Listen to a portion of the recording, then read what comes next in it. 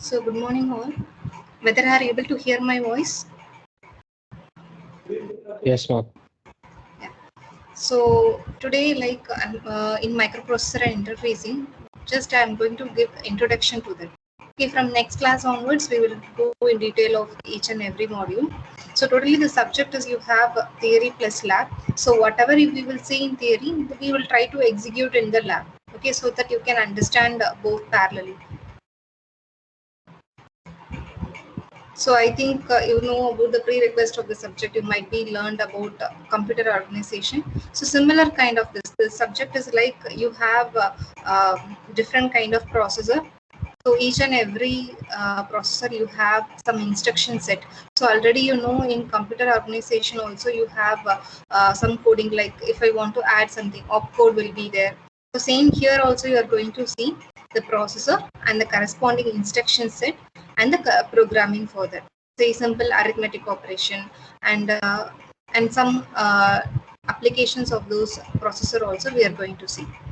So basically, you know what is like microprocessor is, because you are using many gadgets and many devices. So everything is function based on what you have inbuilt. Some processor will be there, right?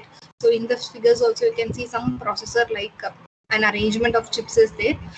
In that, it is going to control the activities. It is going to give the instruction based on the specified, whatever you are specifying it. It will be processed. Like some examples I can take, like traffic light.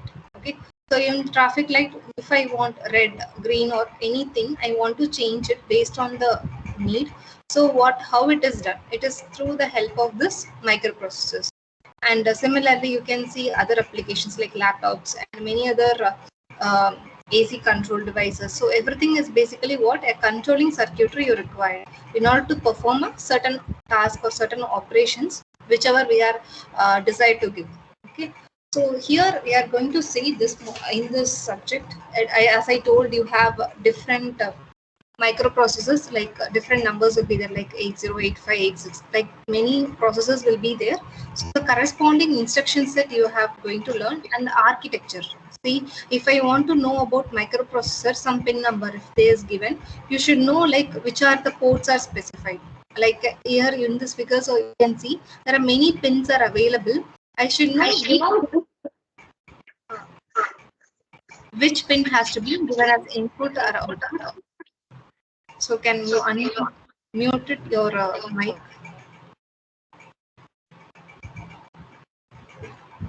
So for that, you need to know the architecture of each and every microprocessor. So as I told, your microprocessor is nothing but what? You are going to perform certain task. Whatever task you are going to perform, it will be controlled by, instructed by this processor. So it is an electronic component. You have many devices like transistor, resistors, and some of the other components will be integrated with this processor. Like small components are integrated in this single semiconductor ICs. So that's what is called as a microprocessor. So generally it will be present in CPU. You can see this kind of processor. It may consist of one or more microprocessors will be available in your computer systems, because your task or the performance whatever required from that is a little bit more. So you need to integrate more and more processor based on your application. So as I told, you are going to give some set of instructions. That's what a programmer will do. We will need some output, desired output. So you are going to give some instruction to it. So based on your instruction, a sequence will be like this will be executed first, and next the next instructions will start. Like that, you have certain instructions will be given. So each instructions you will be executed by this processor. So this processor will give add to register data I need to add means, first these instructions will be processed by this microprocessor, and the corresponding register data will be taken out, and these both I need to add it. So I'm just considering a simple arithmetic operation. So when I go for more and more complex problems, you have lot of instructions will be available. So each instruction you have some clock cycles. So if this has to be executed first, then only the next will be started. So this indicates a clock speed. Like if I go for many advanced, see it is like 40 years it is carried out, this evolution of this processor. Now we are in advanced state of this processor. Here you have in your systems and all 64-bit, like that you have more bit of your processor. So which indicates what? You are getting more speed of your execution. So the clock speed, which is going to determine your how much your instructions is executed per second. As you increase the number of bits, say from 4-bit initially when it introduced microprocessor, it was only 4-bit. Okay, but now you have 64-bit. See the variations you have. So what it will increase? It will increase your speed of your execution, and you have more additional performance also. Okay, so that's what about small intro to this microprocessor. So generally what is going to do? It is going to take a input from devices, and it is going to process that input like a CPU. So in CPU, what you will understand, if I'm giving some data, CPU will process that. No, the same kind microprocessor also is going to do the function. It will take the input from the input device, it will process it, and it will give the corresponding output. So this is what a small intro to this microprocessor.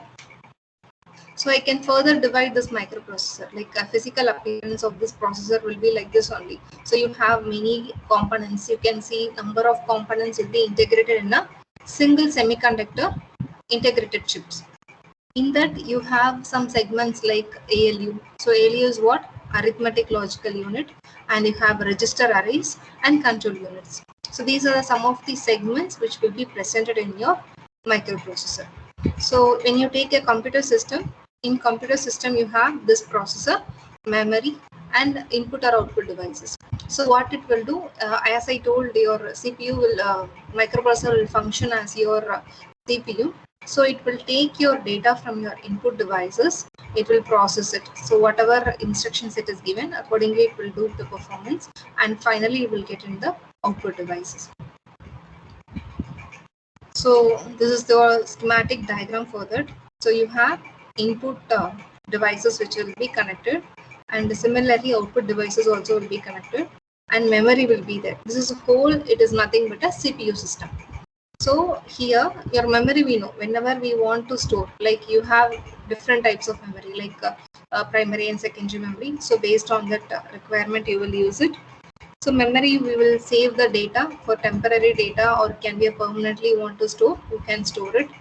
And based on the input, your processing will be occur in the microprocessor that will function as if as the central processing unit. And further the processing completes, it will stored in your output device. This is just a schematic of your microprocessor. So first I told when the evolution starts, like this is just basics only. Microprocessor, when it start to evolve, it will be like a 4-bit processor. They have started in 1971.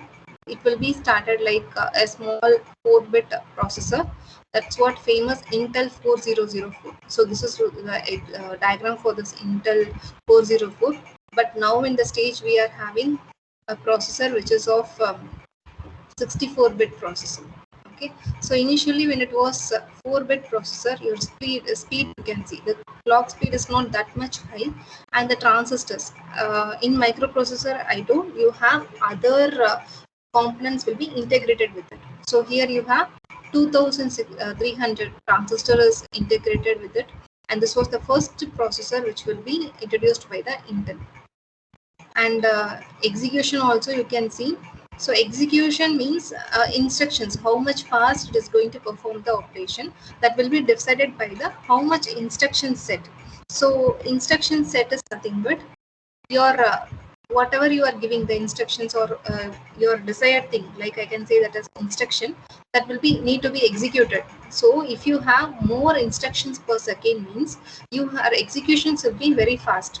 So that will be rated as one of the performance of your microprocessor. And similarly clock speed also, because a clock speed will determine how much per second it is going to instruct, how many instructions, like how many instructions is processed and it is executed per second. That is what your clock speed indicates.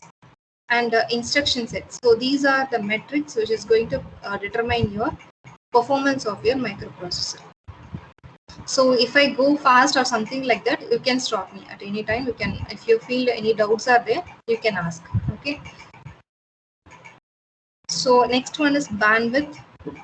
So bandwidth here, how many bits you are processing in a single instruction. That's what your bandwidth defines it. So coming to the next. So initially it started with the 4-bit microprocessor, and next as the evolution start, you had 8008. So this is what 8-bit. This is the first 8-bit microprocessor.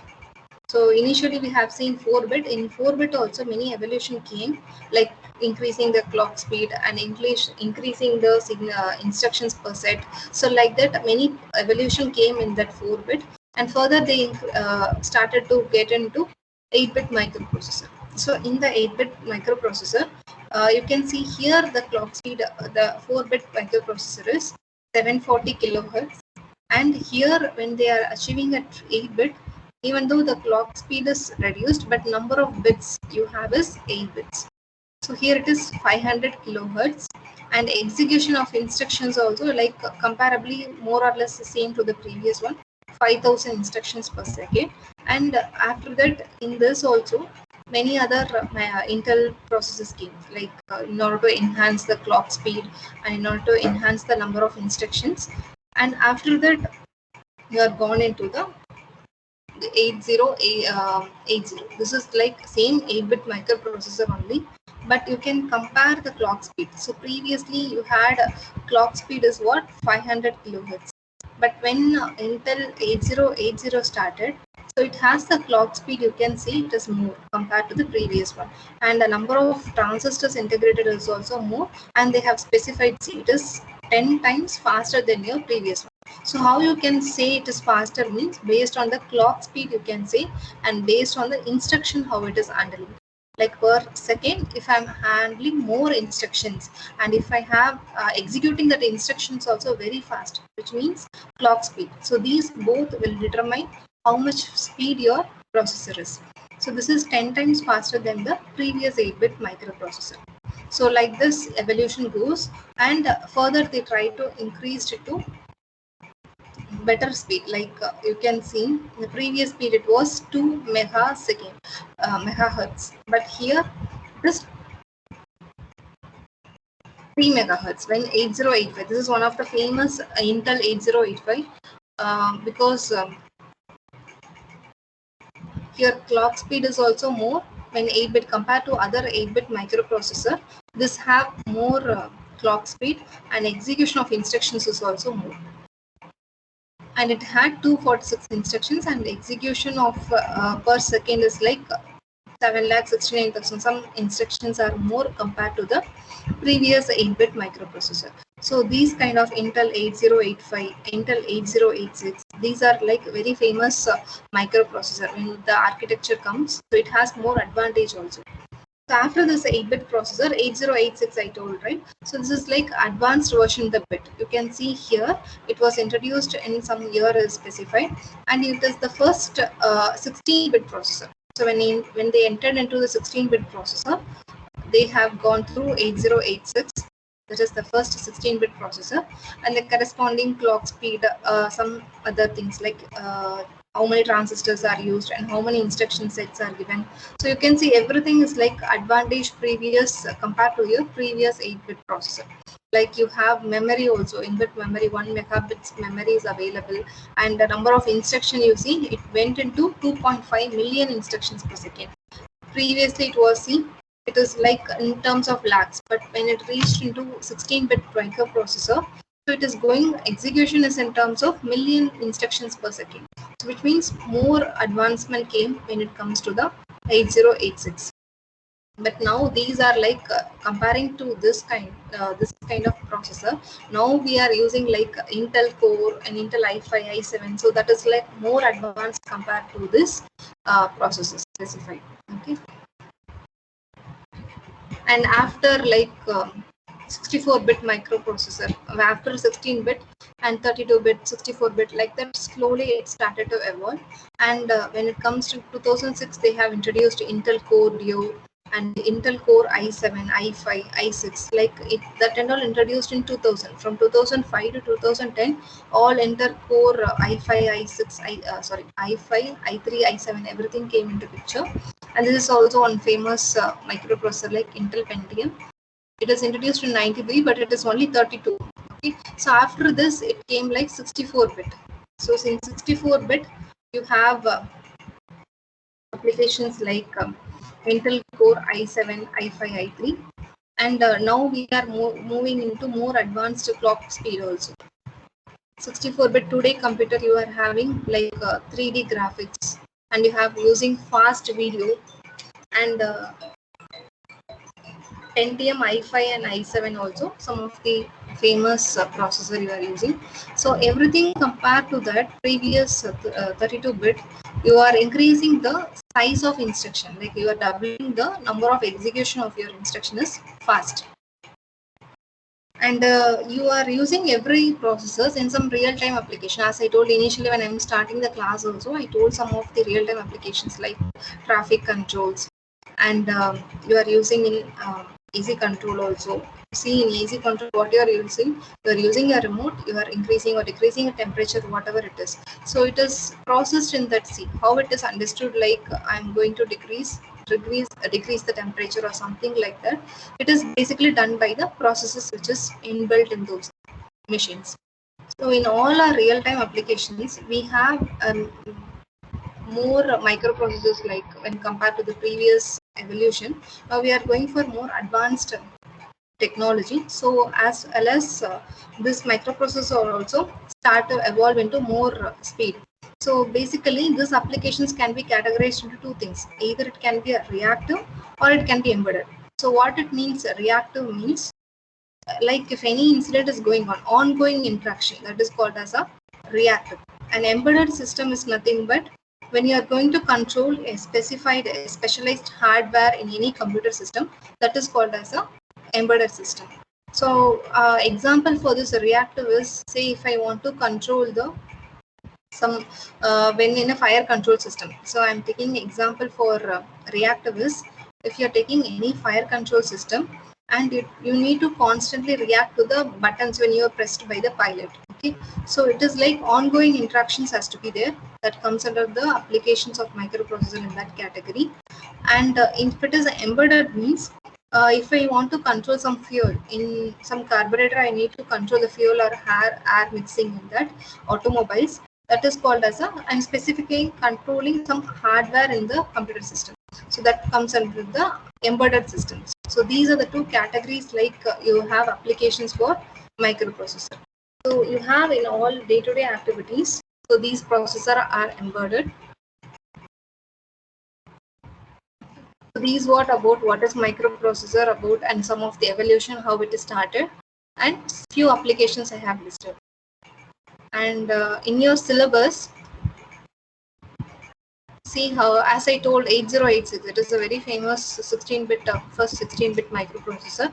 So in first module, and you can see the core subject. So what you are going to understand from this subject is, like you are going to get the knowledge of your architecture. So here many architectures of each processor will be specified, and the corresponding instruction set, and how the programming related to that, you are going to learn these things. And you are going to do the programming like using the instruction set and various external devices. And the third one is core subjective is, you are going to generate a system model for real world problem. Like in real world, if some problem you can take, and how you are going to control using microcontroller or any other advanced processor. So that will be the last module 7, it will be given. Like I'm going to use some microcontroller, like LCD, LED. So these kind of applications you can use, and how in that microprocessor is going to find path, like that you are going to know about the real world problem. And what is the expected course outcome from this is, you are going to recall the basics of this microprocessor, and from the basic processor, when you go to the module 7, you will know what is the real world, how it is real world, it is going to be helpful. Okay, and you are going to execute some assembly language program that we will do in the lab class also. So you are going to learn this, and we are parallelly going to execute this instruction set in your lab, so you can understand the better way, and learn the ways to interface. Like if I want to interface some input and output devices with the processor, that we are going to learn the different ways how to interface it. and you are going to recall the basics of coprocessor. So that and all we will see in 5th modules. And functionality of microcontroller. So after microprocessors, we will go detail into the microcontroller in the 7th module. So these are the course objectives and the expected course outcomes. And you see the syllabus you have from module 1 basic. This is very basic processor, but now and all this processor is not that much used, but still it is a very basic. From that only many evolutions started. So 8086, the pin diagram, architecture, addressing mode, and what is the instruction set for this. So each, and it is not like all microprocessor will have the same kind of instruction set. It is not like that. Every processor will have the different pin diagrams will be there, different architecture will be there, and your addressing mode instruction set also little bit different.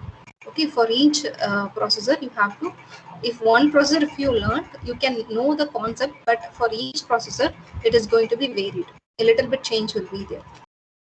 And in second module you will learn about what are the assembler directives available, some arithmetic operation, how the number conversion occurs. So like that, some related to some programming will be there in this second module. And in third, like interrupt programming, this is also programming which is related to the interrupts. And in in module 4, like here you have interfacing, like how to interface this timer, and how to use this interrupt controller. So these are all going to be acting as an interface to your main processor. These are called as a peripheral interfacing. So that we will see the corresponding IC numbers are specified here, like timer 8253. And then peripheral interfacing 2, you are going to interface like some displays, keyboard interfacing, and 7-segment display, data converters like A to D, analog to digital converter. So these are the other set of peripheral interfacing 2, which we will see in the module 5. And in module 6, coprocessor. So as I told in this outcome also, you should know the basics of this coprocessor. So coprocessor is 8087. So which means like it is a main, it is acting as a help to your main processor. Main microprocessor will be there. Along with that, you have number of small coprocessor along with it. In that, we are going to see 8087 architecture and the corresponding instruction set. Okay, and then last module, this last module is totally like applications oriented. So in the up to 6th module, you will learn about a specific microprocessor and the corresponding architecture and the pin diagrams. But in last module, you are going to apply those things and you will see the applications of those things in the 7th module. Like some real-time case studies also we can take, like motor control, keypad and sensors. So these are the, using Arduino board, we are going to connect this processor and we are going to deal with this real-time problems. And in 8th module, like these are advanced processor. Now we have some ARM processor, some advanced processor will be there. So that corresponding architecture will be learning in this 8th module. And your reference book will be like A.K. Roy, you can use. This will be the first reference book specified for this. So in between, if I find for any topic, if other reference material is fine, means I will tell you in between. Okay. As of now, you can follow the first book which is specified in your syllabus.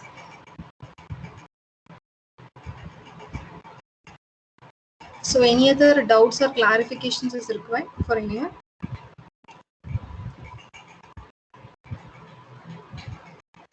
So if I'm going fast, means just tell me. Okay.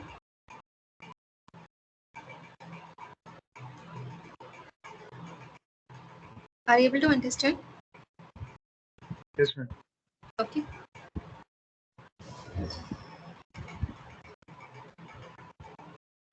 So I will post the attendance link. You just give your register number and you can leave. From tomorrow onwards, we will see about first module. Okay.